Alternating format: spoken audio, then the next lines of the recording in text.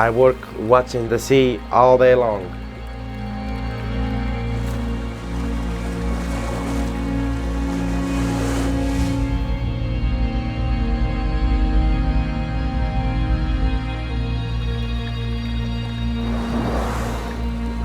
This job started with the whale hunting. The whaling here started with the American people. They already did the whaling there and they went to the Azores to hunt the whales here. But on the travels they lost some people and they had to replace. And they start to replace with people from here. Then the people from here use the whalers to travel to the America and to work with them. So they started to work with the Americans. They understand how they do it, and we made our own way to kill whales here too, because it's different. The boats are completely different. They adapted, people from here made their own boats. They adapted for the needs that they needed.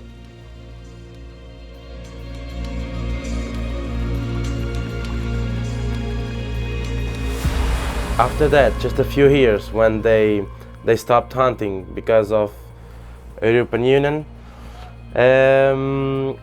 then they started to work with tourism, with whales, whale watching.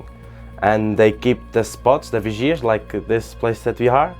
And we do the homework for the companies that want to go outside, skippers and second skippers. We give information about everything that we see. Blue whale, fin whales, and sperm whales, because sperm whales stays all year long around the islands.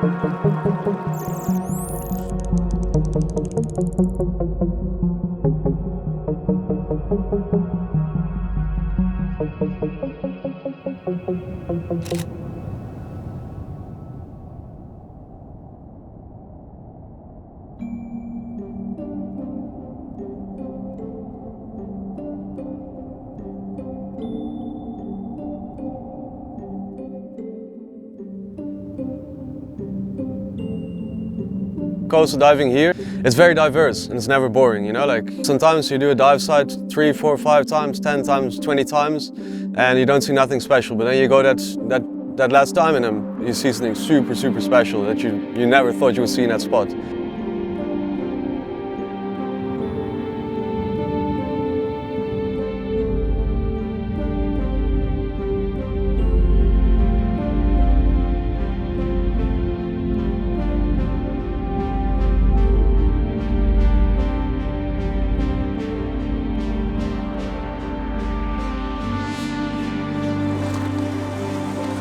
Here it's more like rough, you know, like it's North Atlantic, which I really like, and also like the chance of getting to see something very special. Like you never know when you're gonna get it, and it's cool. And then obviously like it's diverse. We dive around different islands.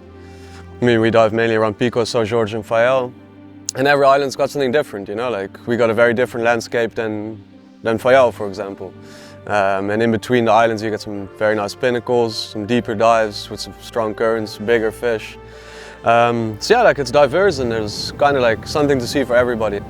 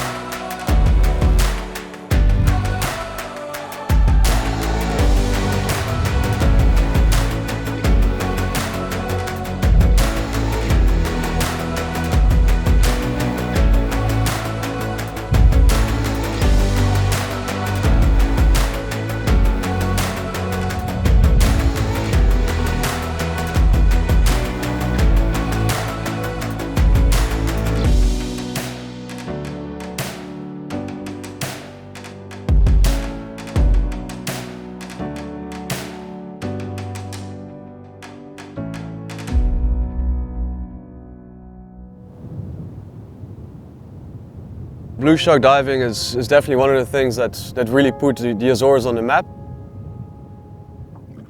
We got a lot of blue sharks around here. We got big blue sharks around here as well. They're fairly easy to find if everything goes right. I mean, of course, like, it's still nature.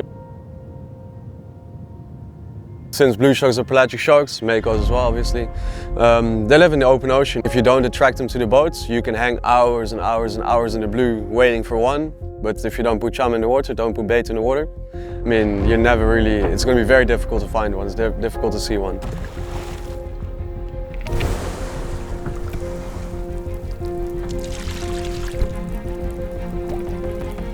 If you don't chum, you don't see the blue sharks. If nobody sees blue sharks, they never see their beauty. They never see, like, how cool it is, how nice it is, how spectacular it is to get in the water with them. And then, if nobody really cares about blue sharks, nobody's going to do anything to protect them. Within the Azores, we're quite lucky that fishermen don't really go after blue sharks. But then obviously, we're in the North Atlantic. And if you go outside of the Azores, there's many, many longliners that do catch a lot of sharks for a profit, you know? So that's definitely a problem. And the more people start caring about these animals, the better the chances are that people are going to think about protecting them, you know? And maybe that practice will eventually stop, or at least get less, you know?